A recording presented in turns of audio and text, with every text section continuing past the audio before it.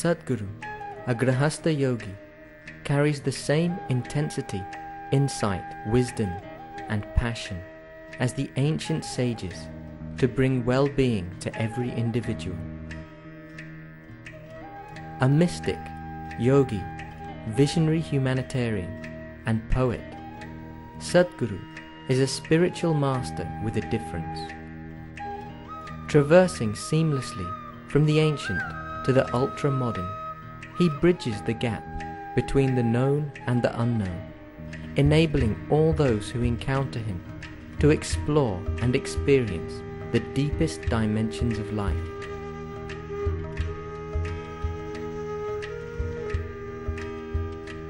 Making a clear break from mere customs and rituals, Sadguru presents the inner dimension in a scientific manner as it is relevant to our times.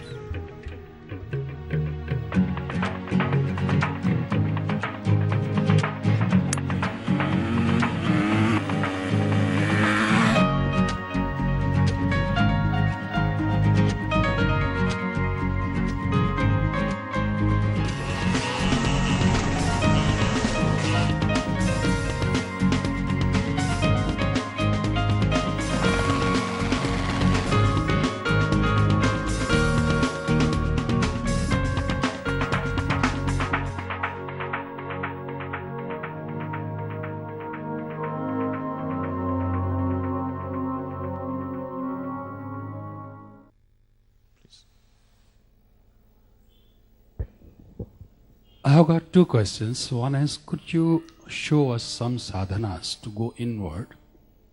And second is also related with this. There are 7 chakras in the body, and there are 7 swaras, 7 notes in the music world. There is no music in the world beyond these 7 notes. Is there a connection between the two? Or can we activate these chakras through the musical notes? Now, is there a connection between 7 basic notes? Whether you go to tribes in Africa or to, let's say, some of the most evolved music in India or the Western classical music which is evolved in a different direction, wherever you go, it's only 7 notes. It can't be an accident. It definitely cannot be an accident because all these cultures and their musics evolved completely without any communication between the two, isn't it? Why this is so is, first of all, what sound? Now, what Sivakumar has raised the question means we have to really go into physical sciences. Now, what is sound? I don't know if probably many of you are aware of this.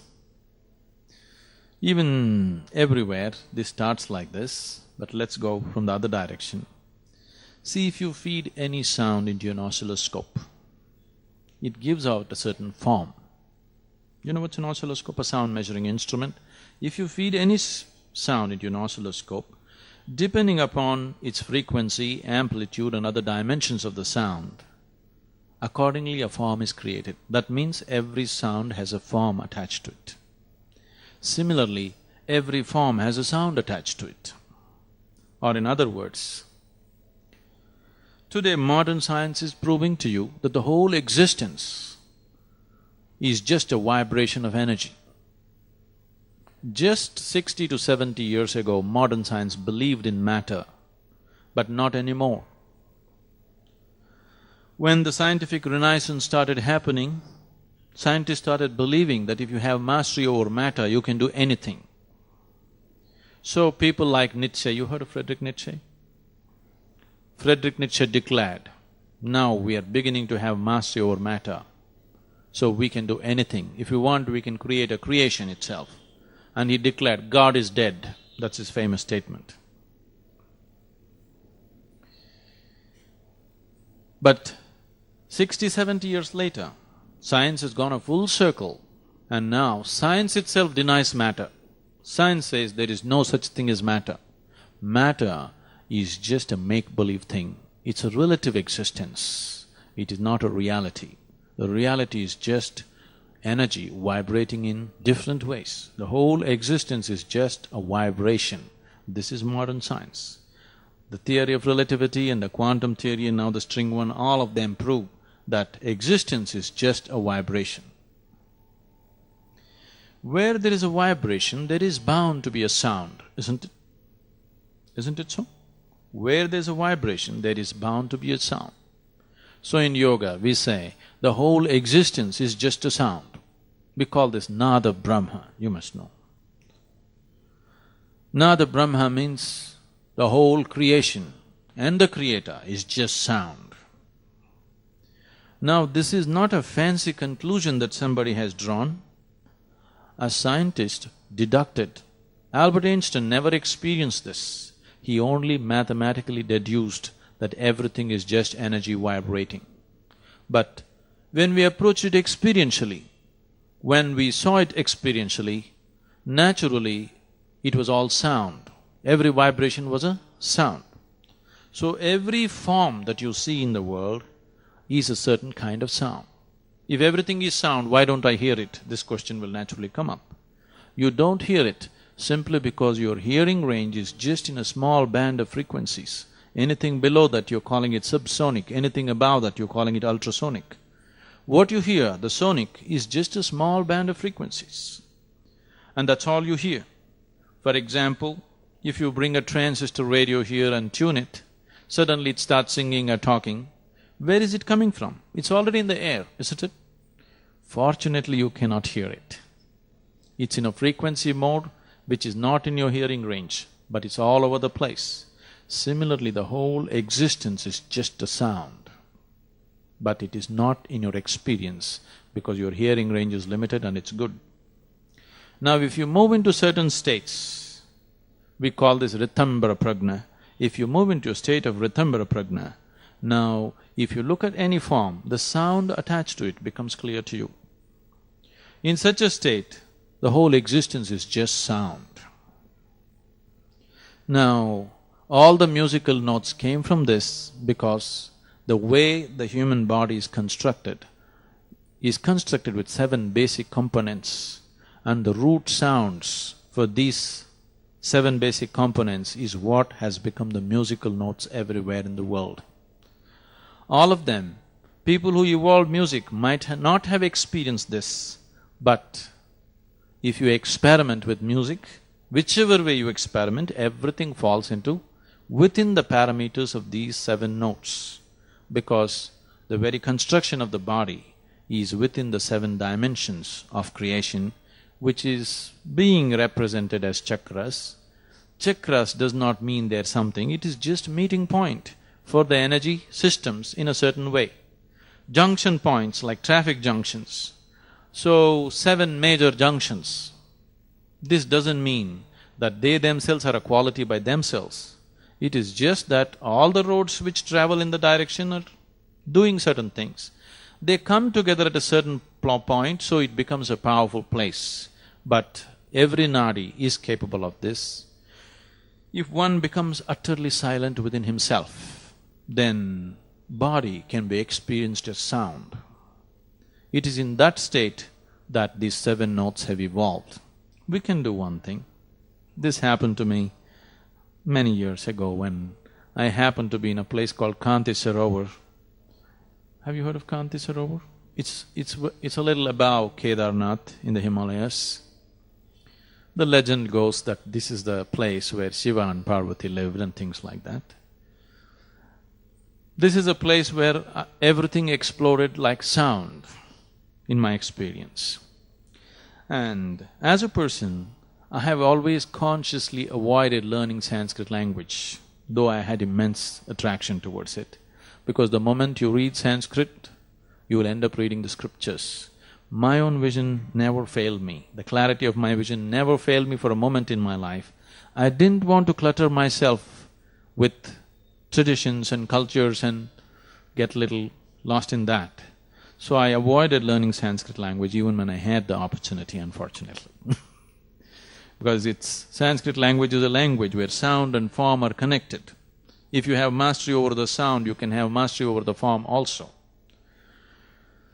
This particular song just happened. I was sitting there on a rock, this song just exploded in my voice all over, and it's very difficult to describe. The more I talk about it, the more insane it would sound to you, because the mountains, the rock, my body and everything has become sound. And just this song is going on in my voice, my mouth is shut, I'm very clear about that, but it was just happening. Good evening. What emotions do you go through when you see a lot of pain, suffering and death around you? You're asking me Yeah, personally? I'm asking you personally. Okay. There's a correlated question I would like to ask you once you answer this question. When I'm willing, I go through all the pain that somebody else is going through. Now, if, for example, I'm going to the tribal villages or into the prison or places where physical suffering, mental suffering is, the maximum tune, high volume suffering. There are moments when I have things to do with them, I go, I'm absolutely a joyous person. They cannot help getting infected with it. I play with them, I run with them, I do everything with them.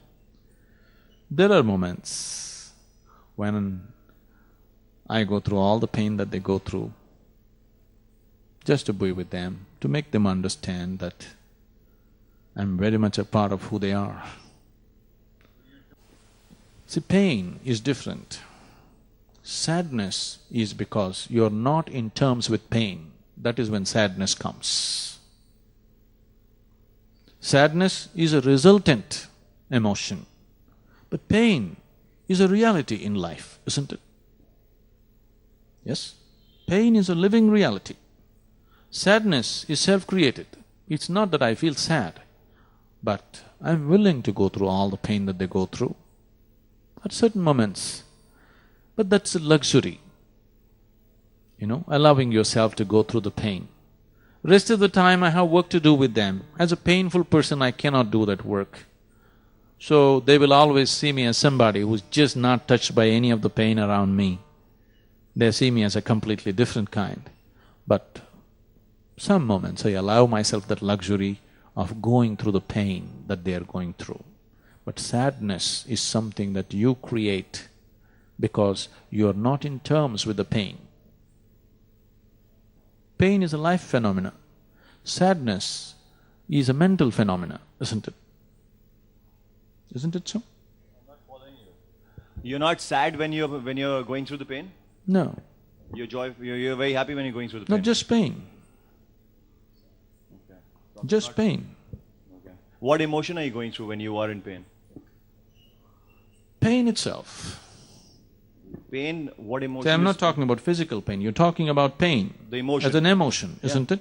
So it's just pain. So pain is also a form of sadness, right? Or is it a part of joy? That's what I said. Sadness is a result that you get to when you're not in terms with pain. If you're in terms with pain, you just go through pain. You don't go through sadness. But you're definitely not ecstatic at that time, right? And not happy. No, What I'm completely in pain. What I was wanting to get to is you had mentioned in the beginning that it's very possible to be happy and ecstatic Yes, at every single minute. yes. So when you go through pain, are you still ecstatic and happy at that time? I told you, pain is a luxury that I allow myself because